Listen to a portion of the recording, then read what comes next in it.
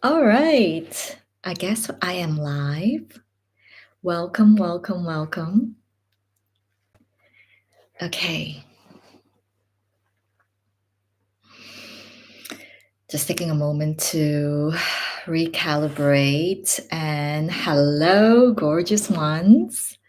I am going to come on here live and share a little bit of a very powerful transmission that I feel will serve you as much as it's serving me. It's still working through me, it's still moving through me. So if you're here live with me, please say hello. And if you're on the replay, please say hello.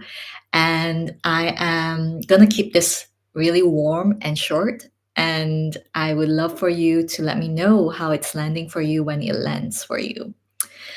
Okay, so I have been moving through some really, really beautiful revelations that are continuing to release me from a lot of things that I never saw as a limitation in my life. And I think that is how life really is when you are a modern day mystic like me. You know, we are constantly working with the energetics of the times that we're in, but we're also moving through a lot of ancient things that lie dormant in us. And in our devotion to divine remembrance, it is really important that we are radically honest with what is coming up for us. And I emphasize for us because it's never really something that, contrary to the mind, against us or stopping us or slowing us down. It literally is for us. And so I have arrived at this really beautiful sacred choice point where I'm really asked to move ever deeper into my own interior castle. And as I move, I also see a lot of illusions that are coming up for me to witness. And I want to bring forth one that I see very prevalent now, more than ever, in a space where women are really answering the call, the spiritual calling. And yet I see it being colored, still being colored and influenced a lot by the patriarchal standards, by the old paradigm standards. And I would love for you to not take my word just because, but to actually feel into what truth there is here for you. And hello, Ilana. I see your beautiful message. Happy super moon. And yes, superwoman, full moon. Why not? All right. So, thank you so much for being here. And super moon blessings to all of you. I believe that this is the last super moon and full moon of the year. December is always a very powerful month for me. And so, as a gift, I always do something special and complimentary. So, if you haven't heard yet, I have a masterclass coming up on the 10th, 11th, and 12th December called Lantern Bearers. So, if that is something for you, just drop me a DM or comment masterclass on this if you're on the replay, and I will send you the link to register. Okay. So, to begin with, I want to tell you a little bit of the context behind what this revelation came up to show me. I found myself really tracing back to a time when I was growing up. And growing up as a woman of color, it was something that was instilled in me since I was very young, when I was growing up, that my parents rose from poverty, like literally poverty. Like there's no money. They had to sleep in rooms, tiny bedrooms. They had no electricity. My dad had like no electricity, and all of those things. They had to rise from poverty through one means, which is education. And so when I was growing up, it was very important for my parents that I had the best possible education that they could give me. So the work they put into, the hard work they put into was all about being able to fund and afford the kind of education that will give us the brightest future. That was their belief. And of course, naturally coming with the education is, the grades, because the grades will enable us, me and my sisters, I'm the eldest and I have two younger sisters, to enter into a really good university abroad. And so as I was growing up, it was almost like a very natural thing to see that in order for me to get out and get a better life and really live a life that is beyond what my ancestors could ever dream of, was to associate myself with what we call the Western world. But to be honest, right now, I often feel like the Eastern and the Western world are pretty much so modernized that, in fact, there's such a blend already. So when I say Western world in this sense, it's really about, English language, going into a very, very prominent and world-renowned university. Like a world-renowned place is oftentimes in the West. And because that was important, it was instilled in me that becoming part of something that is world renowned, popular, became the goal in my life. And of course, it did not stop at universities. Please breathe with me. Today, as I was scrolling, as I stumbled actually on Instagram, I saw a post about a woman who is a woman of color who was sharing the pride and joy of her parents when they watched her walk down the runway of a very powerful fashion brand. As I was watching this, I could really relate to it because, to be honest, until very recently, that would have been everything that meant everything to me. To be able to make my parents so fucking proud meant that I would be associated with a big brand or have the ability to take them on like a first class flight or give them the kind of life and send them money and all those things. That would have been everything. That would have meant that I made it. And it was until recently that I really believed that. But I've started to really, really contemplate these beliefs that are so prevalent in our society today. That to be defined as we have made it means that we are associated with some big name. And I can see it, it's still very alive. Every time I post something where I've done something for a big brand or a luxury brand or something like that, I get a lot of response from it. I get people thinking, oh, actually, she has the caliber. Maybe she's the one. Maybe she's the one I should work with, and all these things. I get that. I get the game of it. I understand it. What I feel like I want to bring forward here is that we want to understand that we get to have that, but also at the same time, never forgetting that that is part of the game. It's not who we are. That it is never meant to be the material that we use to build an identity of who we are. So, as I said, as a woman of color, especially, born into this lifetime as a woman of color, I was able to really see how important it was, that it mattered more than ever if I was associated with a big international brand or a company. Um, and it would have meant that from everything from the place that I worked at, the trips, the hotels that I stayed in, the fashion brands I wore, all of those things. And the materialism was all of which I could only identify with at that time, because it would be so much easier to just focus on that instead of what my soul was really calling me forward into.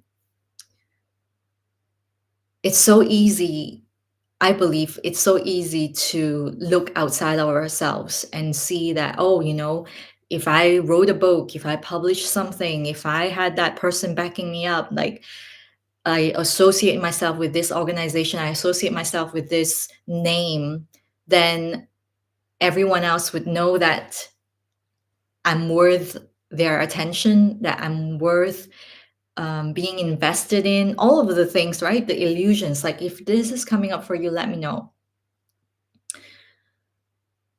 And so it's so much easier to do so than to actually turn inward.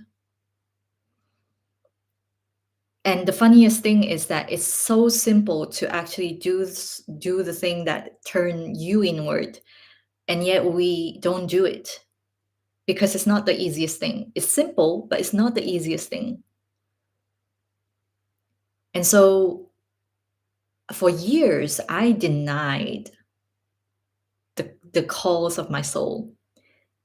It was like a dying call every time it gets tinier and tinier and tinier. Every time I suppress it, every time I ignore it, it gets tinier and tinier and tinier, to the point where I shut out anything that was even close to spiritual. I tried to control my life through my body.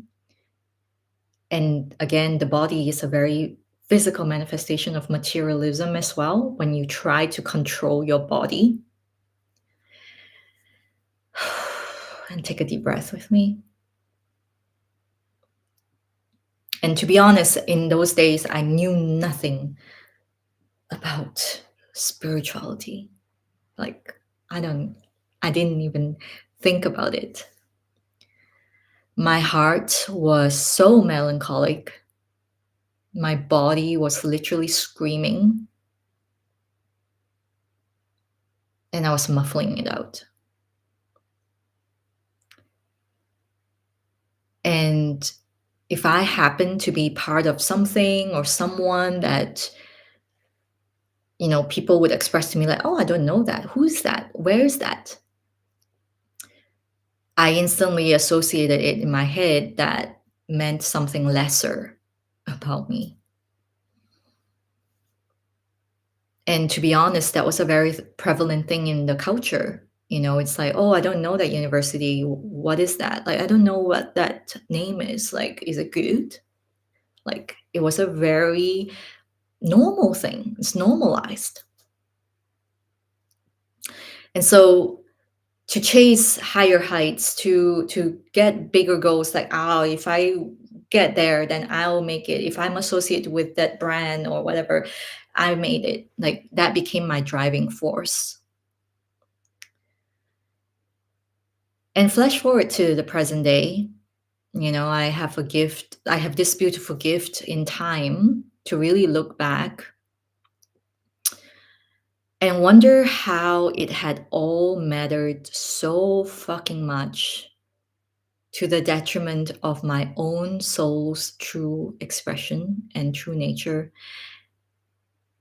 And I sat there, I literally was contemplating this deep in ceremony with tea, and I am more certain than ever that my work right now on earth is to serve my soul.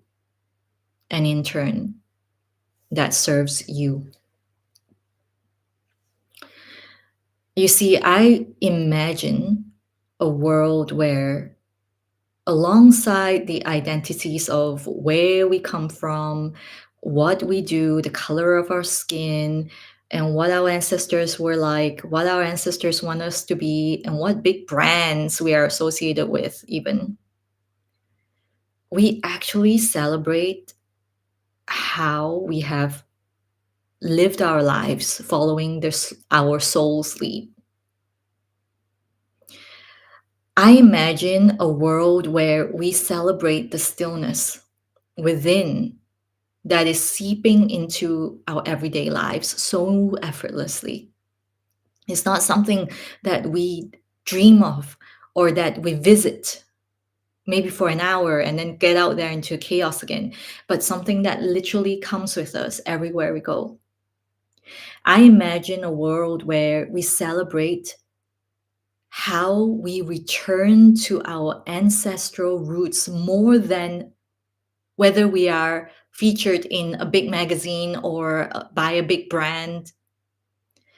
We celebrate how we live as one with that which courses through our blood, as a minority or as a majority. Doesn't matter where you come from, but we celebrate what unites us with the cosmos more than, wow, I'm so proud now. I feel like I've made it because I'm featured by a big fucking brand.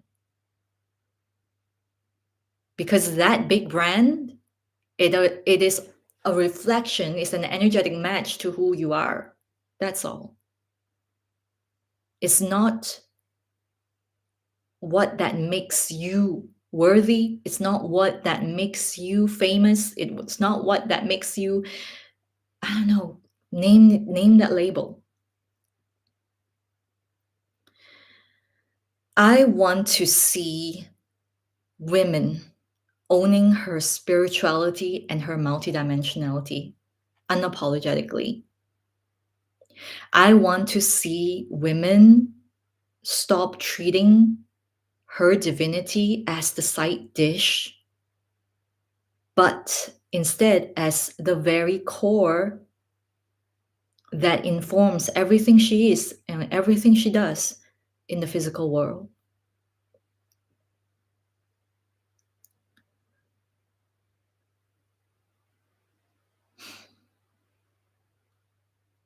I wish for you as a woman to stop buying into the story that anything that limits you as a woman is the reason why you cannot. I want you to be free. And the way I can do it is to be free myself. To be free from all the definitions, all the justifications, all the idea that I need to put myself into a box or put you into a box to consider myself as a business or a successful businesswoman or anything at all. And this is where I can say very, very with full honor, that is why my clients walk with me. They walk with me not because I am a big brand. They walk with me because there is this frequency of sacred luxury that I never compromise. This sacred luxury is where I am with you in full presence, where all parts of you come along. Nothing of you is left behind. Every detail here carries a meaning. Every call a ceremony. This frequency is impeccable. It's impeccable. Impeccable presence, holding space for wherever you are.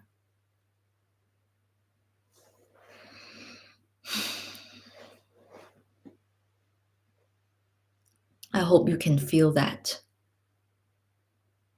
If you're scrolling along and you're here, you can feel that this is a room between worlds. It's nowhere like the frequency you encounter on Instagram or social media, wherever.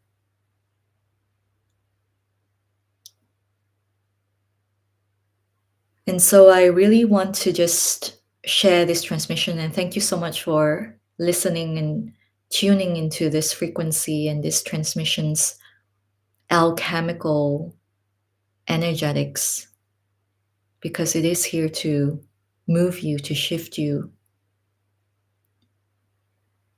I also want to invite you, if you haven't heard from the start and you just joined midway, I want to invite you to a complimentary masterclass that I'm hosting, where I'm going to go deeper into the valleys of all of your limiting beliefs. And we're going to go there and more. I honestly don't know what's coming through, what's going to come through. But I would love for you to be there if this calls for you. If you are the one who knows that you're devoted to your journey to self discovery, your promise to yourself that you will never compromise on your soul ever again. Like, you are here for this. You're not just coming because there's another fucking free masterclass. You're here because you're committed to your own journey, that you're sold on your own dreams and vision. You don't need me to tell you that. And you want to go with someone who sees you in your wholeness, then come to the masterclass. I love you.